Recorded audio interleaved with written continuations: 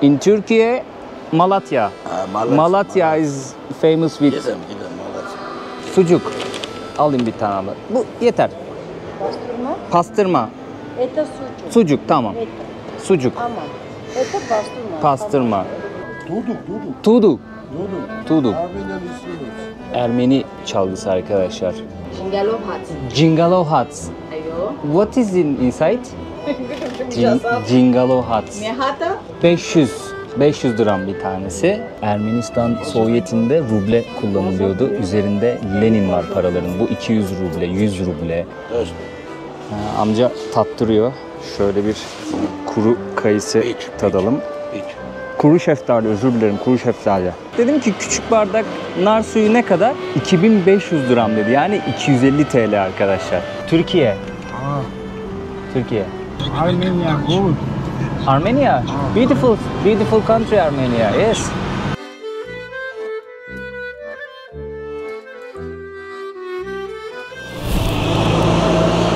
Dün akşam hostele dönerken bir baktım bu caddede bir sürü böyle itfaiye, polis arabası. Yolu kapatmışlar. Dedim ne oluyor, bir şey olmuş herhalde. Bu tarafa doğru bir yaklaştım. Ağaç devrilmiş arkadaşlar. Baksanıza daha yeni kaldırmışlar diyebilirim. Hala kütüğün ana kısmı, büyük parçası, kökü orada duruyor. Bir baktım böyle bir kalabalık var. Şaşırdım ben de, dedim herhalde bir şey oldu. Meğerse ağaç devrilmiş. Öyle bir fırtına vardı ki dün, yani çok sıcak bir hava vardı ama inanılmaz bir fırtına vardı. Ağaçların devrileceğini düşünmemiştim ama bir şeyler uçuyordur diye düşündüm gün boyunca. Çünkü yani şehri yukarıdan izlemek için manzara noktasına çıktığımda da böyle zor yürüyordum. O kadar fazla rüzgar vardı, sert rüzgar vardı. Umarım kimsenin başına bir şey gelmemiştir, yaralanan neden vesaire yoktur. Günaydınlar dostlar, selamlar. Ermenistan'dan herkese sevgiler, saygılar, selamlar. Yeni bir güne uyandık, güzel bir güne uyandık. Dünkü kadar sıcak değil. Yine güneş tepemizde ama dünkü kadar yakmıyor. Bu videoda hep birlikte pazarları gezeceğiz, dolaşacağız. Burada bir iki tane pazar yeri buldum arkadaşlar. Oraları gezip dolaşmak istiyorum, sizlere göstermek istiyorum. Bir de birkaç böyle hatıralık bir şey alacağım kendime. Bulabilirsem tabii, kafama göre bir şey bulabilirsem. Bunun dışında bir de akşamlarında bir dolaşırız. Bakalım Erivan'ın akşamları nasıl, bunu da göstermek istiyorum sizlere.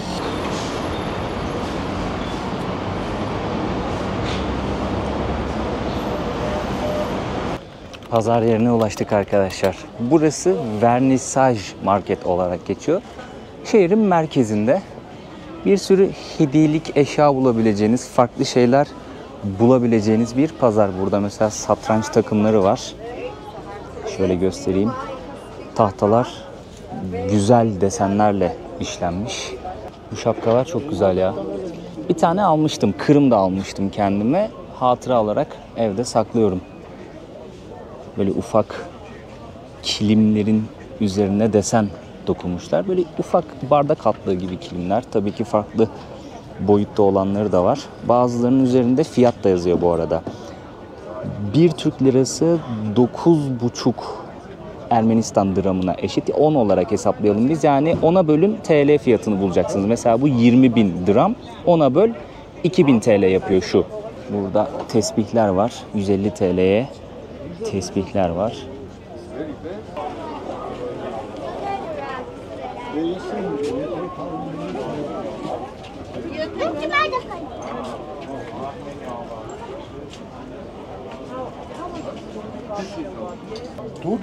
Tuduk. Tudu. Armenian instruments. Armenian instrument. Ermeni çalgısı arkadaşlar. Tuduk olarak adlandırılıyor sanırım.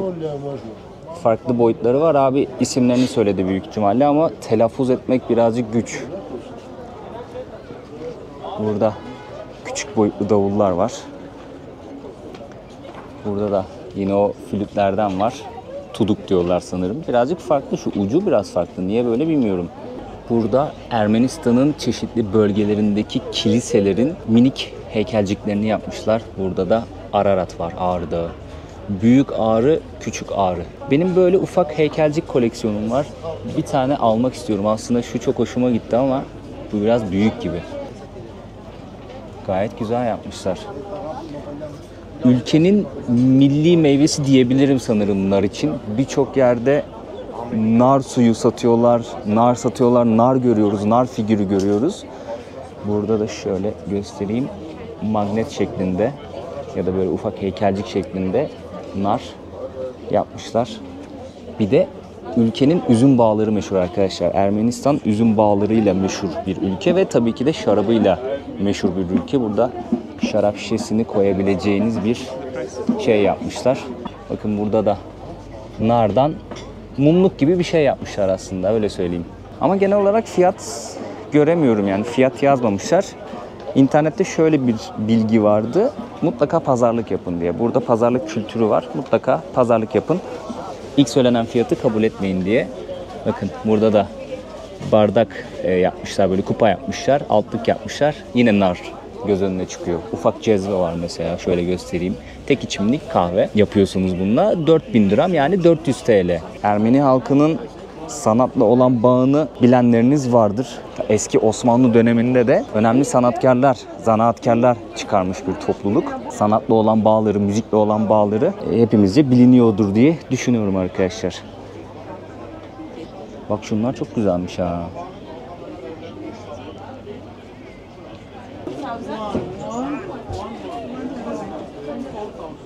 Ermenistan Sovyeti'nde ruble kullanılıyordu. Üzerinde Lenin var paraların. Bu 200 ruble, 100 ruble, 500 ruble, 1000 ruble.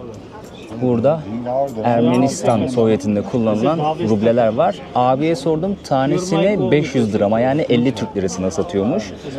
Burada da paranın üzerinde 1994 ve 93 yıllarını görüyorum. Büyük ihtimalle Sovyetlerden ayrılıp bağımsızlığını kazandıktan sonra Ermenistan bu paraları basmış. Burada da eski dönemlere ait bozuk paralar var. Keza dünyanın birçok farklı ülkesine ait kağıt paralar var. Şöyle göstereyim. Burada rozetler ve madalyonlar da var. Ama bildiğim kadarıyla eğer bir şöyle madalyon alacaksanız bunun lisanslı olanları oluyormuş. Onlar gerçek oluyormuş. İyi araştırın derim. Yani hepsi gerçek değilmiş.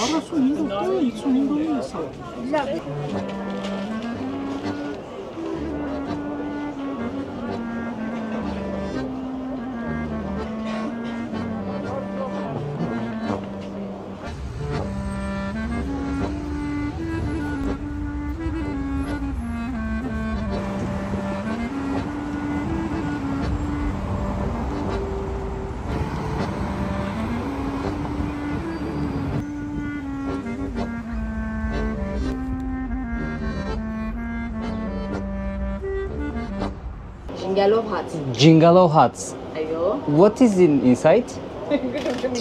Jingalov Huts. Mehata? 500 dirham bir tanesi. Mehat? Mihat. Mihat bir demek. Miş. Onu da öğrenmiş olduk. Mihat. Merci. Merci. Burada piraşki de var arkadaşlar. Haşlanmış mısır.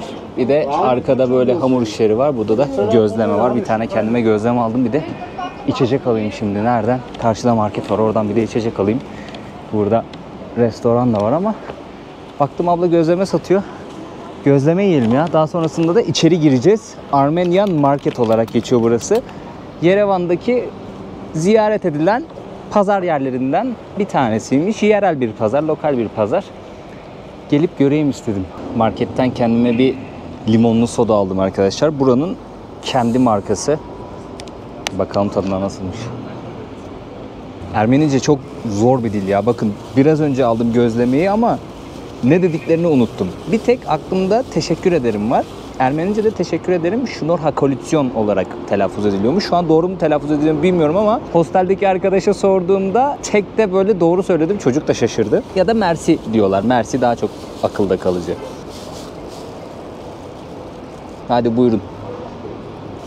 Kişniş var içinde. Ispanaklı ve kişnişli arkadaşlar. 500 gram, yani 50 Türk lirası. Kişniş hafif ama çok baskın bir tadı yok.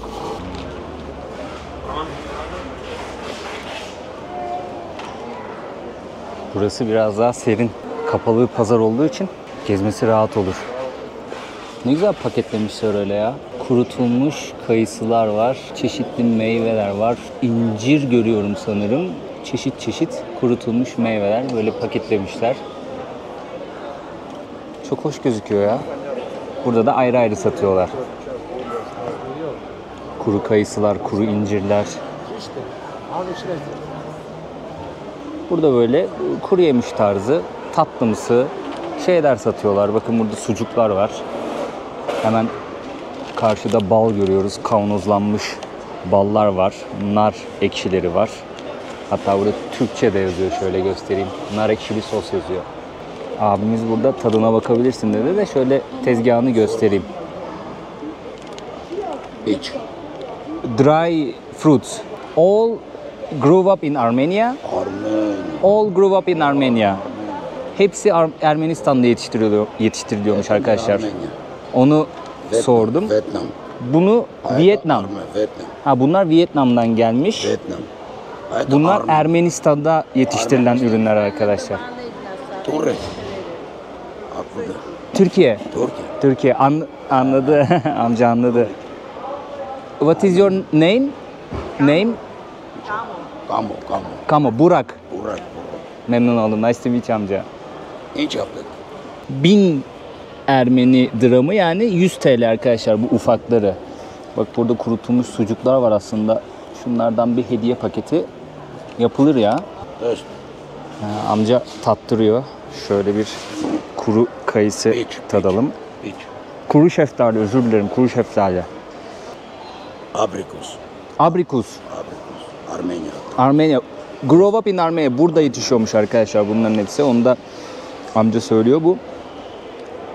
Güzel, lezzetliymiş. Alayım ben biraz bunlardan ya. In Türkiye, Malatya. Malatya is famous with... Gidelim Malatya. Bizde de Malatya'da yetişir onu söylüyorum da. İşte burada incirler, üzümler, kayısılar, kurutulmuş Sucuk, mevzeler, sucuklar var. 500 gramlık yani 50 liralık kurutulmuş kayısıdan alıyorum arkadaşlar.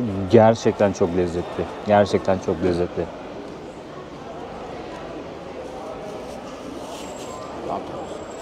Ha 1000. Tamam. Abi 1000 gramlık vermiş. Okey. Thank you. Merci.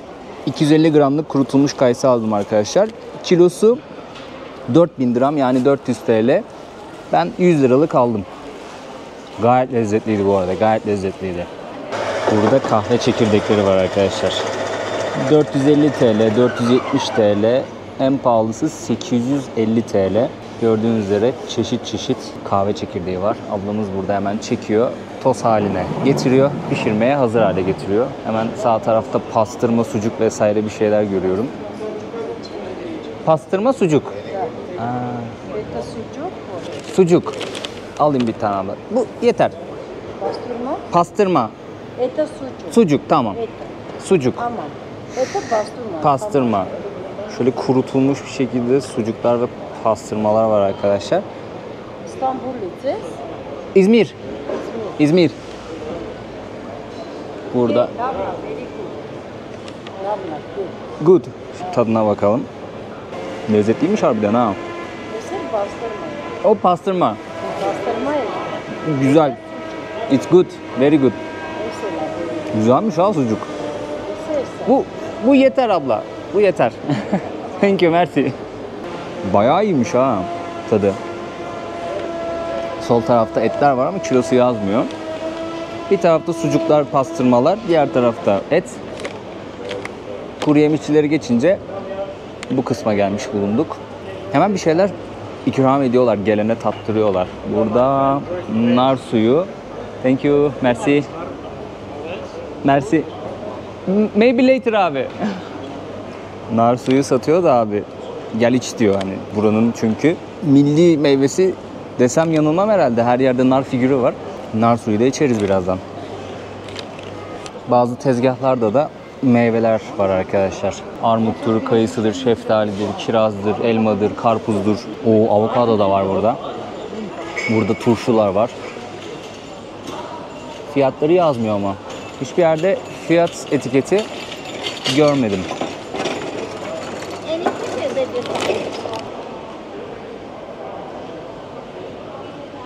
Nar suyunun tadına bakayım istedim. Abinin yanına gittim. Dedim ki küçük bardak nar suyu ne kadar? 2500 gram dedi. Yani 250 TL arkadaşlar. Bir de yanında şarap var. Onu 80 TL'ye veriyor. 800 dirham dedi. Dedim nar suyu niye bu kadar pahalı? Böyle yapıyor. 250 TL ufacık bir bardak nar suyu. Ufacık bir bardak nar suyu. Çok pahalı değil mi ya? Yani zorlasan tekte içersin. O kadar ufak. İlginç. Neyse. Uyguna bir yer bulursam orada deneyeceğim. Çok merak ettim ya. Neden bu kadar pahalı? Kuvvetle muhtemelen çok lezzetlidir yani. Tamam da niye bu kadar pahalı? Hello. Yandex.Go'dan taksi çağırdım şimdi arkadaşlar. 4 kilometre yolu 1000 dirhama gideceğiz, yani 100 TL'ye gideceğiz. Direksiyon sağda, şöyle göstereyim. Şaşırdım ben de ya. Solda bekliyordum direksiyonu, sağda görünce şaşırdım. Türkiye. Ah, Türkiye. Armenia good. Armenia. Beautiful, beautiful country Armenia. Yes. Sol tarafta bir tane fabrika var arkadaşlar. Şöyle göstereyim. Brandy, şarap ve vodka fabrikası diyor. İsmi Noy'muş.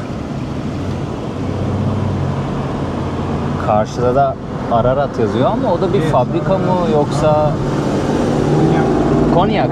Ha, o da konyak fabrikasıymış. Bir şehir merkezi sağ tarafta kaldı. Şöyle göstermeye çalışayım. Geçtik biraz ama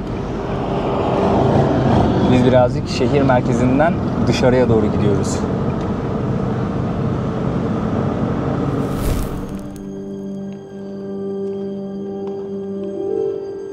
Şehrin merkezinden birkaç kilometre dışarıda 1915'te hayatını kaybedenlerin anısına yapılmış bir anıt var arkadaşlar. Burası aynı zamanda bir müze.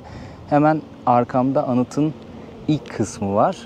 Burada 12 tane taş blok görüyorsunuz. Biraz eğik vaziyette. Hemen buranın iç kısmında da sönmeyen ateş var. Bu 12 taş bloğun eğik olmasının sebebi de ölenlere olan saygıyı ifade ediyormuş. Hemen onun yan tarafında ise uzunlamasına bir anıt var. Yine ölenlerin anısına dikilmiş bir anıt. Ermenistan Sovyeti döneminde inşa ediliyor burası. Halkın protestoları ve yönetimi olan baskısıyla inşa edilen bir yer. Sanırım 1960'lara kadar uzanıyor hikayesi. 1915'te ölenleri burada anıyorlar.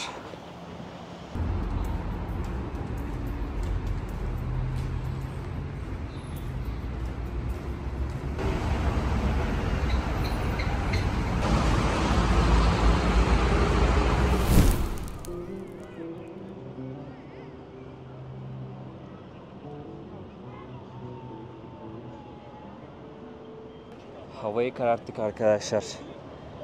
Gündüz gezdim, dolaştım. Daha sonrasında birazcık dinlendim. Şimdi Erivan'ın akşamlarını görme vakti. Cumhuriyet Meydanı'na geldim. İlk durağımız burası olsun çünkü en kalabalık noktalardan bir tanesi burası.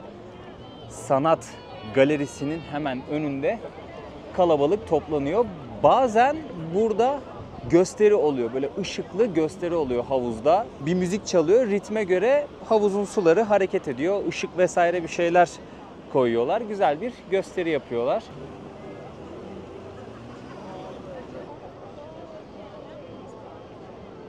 Cumhuriyet Meydanı'na birkaç tane cadde bağlanıyor arkadaşlar. Şu an yürüdüğümüz bu cadde de Cumhuriyet Meydanı'na bağlanan caddelerden bir tanesi. Ana caddelerden bir tanesi. Kaçatur Abovyan'ın adı verilmiş bu caddeye. Kendisi Ermeni bir yazar. Şu an yürüdüğümüz Kaçatur Abovyan'ın isminin verildiği bu caddenin şöyle bir özelliği var. Erivan'daki ilk planlı caddeymiş arkadaşlar. Bu bilgiyi de ilk videoda vermiştim. Bu videoda hazır yeri gelmişken vereyim. Hatta Abovyan'ın şurada bir silüeti var. Burada da ismi yazıyor. Hem Ermenice hem Rusça hem de İngilizce olarak. İlk ismi Kaçatur'du sanırım. Umarım doğru telaffuz ediyorumdur. Bir sürü yerde böyle şey var arkadaşlar. Bunu da göstereyim. Böyle kahve, çay, ondan sonra limonata tarzı şeyler hazırlıyorlar. Fiyatları da şöyle göstereyim. 10'a bölüm Türk lirası olarak fiyatı bulacaksınızdır. Mesela şu hemen göstereyim 1100 dirham 110 TL gibisinden. Şurada 600 dirhama var yani 60 TL. Genelde 500 dramdan başlıyor, 1600 drama kadar çıkıyor içeceklerin fiyatı. Soğuk içecek, kahvedir, limonatadır, soğuk çaydır. Bu tarz içecekler yapıyorlar. Böyle bir sürü sokakta, köşede, kiosk olarak görebileceğiniz içecek satan yerler var. 50 lirayla işte 150-160 lira arasında kendinize soğuk içecek alabiliyorsunuz. Ne yapıyorsun, iyi misin? He? Sen de mi yürüyüşe çıktın?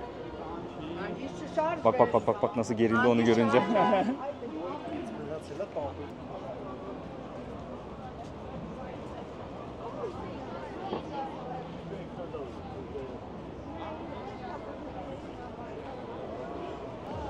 Genel itibariyle ben Erivan'ı çok düzenli buldum. Yani şehir merkezi için bunu söyleyebilirim.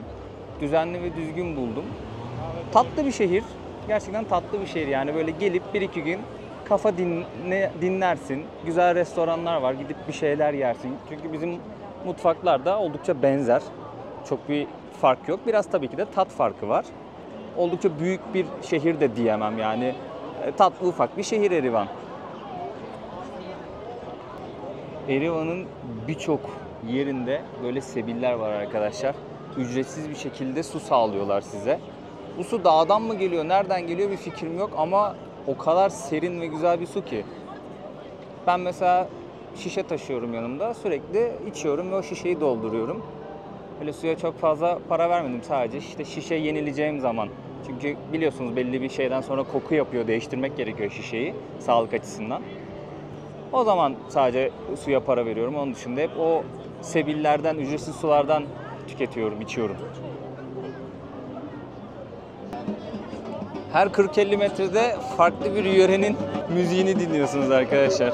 Burada da amcalarımız çalıyor. Akordeon ve yöresel davul diyeceğim. Pazarı gezerken de görmüştük o müzik aletini. Akordeon çok güzel bir müzik aleti bu arada ya. Dinlemesi çok keyifli ve kulağa hoş geliyor tınısı.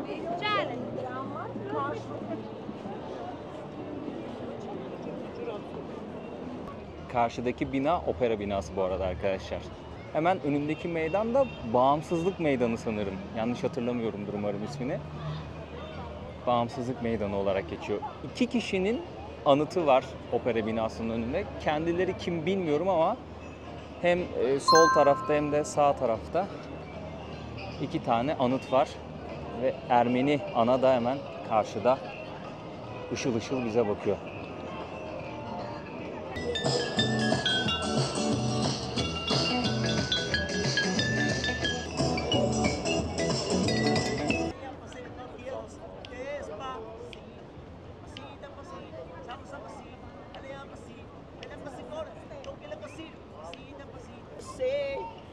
Karşıda gördüğünüz bu alana kaskada diyorlar arkadaşlar.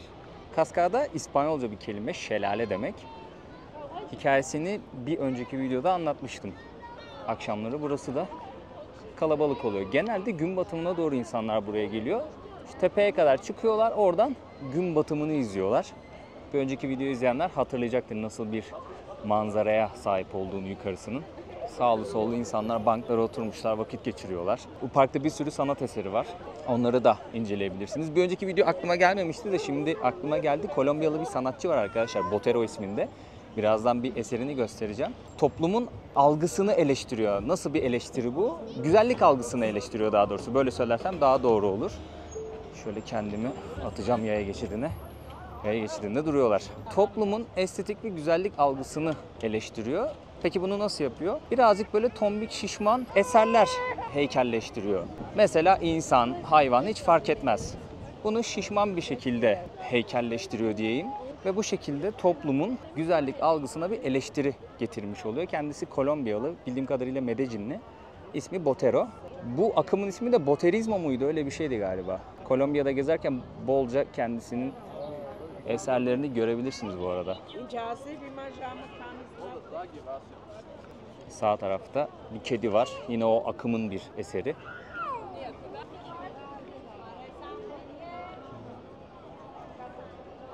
Suyu kesmişler. Normalde su akıyordu ama şu an akmıyor. Akşamları kesiyorlar galiba.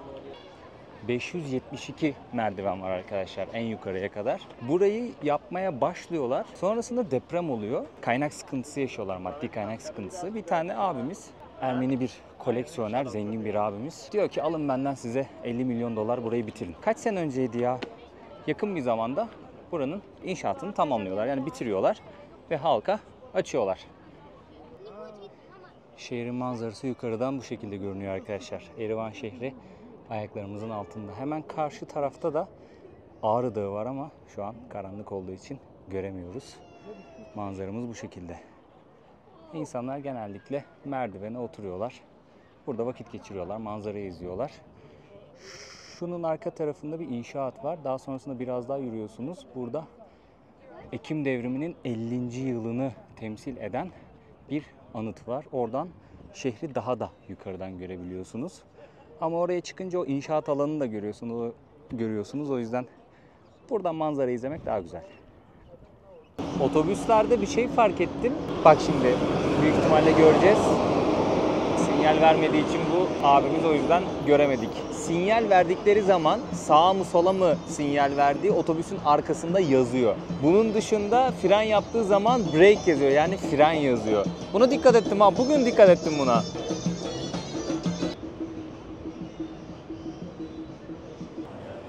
Şu an eski Erivan bölgesindeyim. Burada oldukça lüks araçlar görmek mümkün. Hemen karşımızda bir tane Lamborghini var. Bayağı bir lüks araç var arkadaşlar. Aha, arkadaş düşüyordu.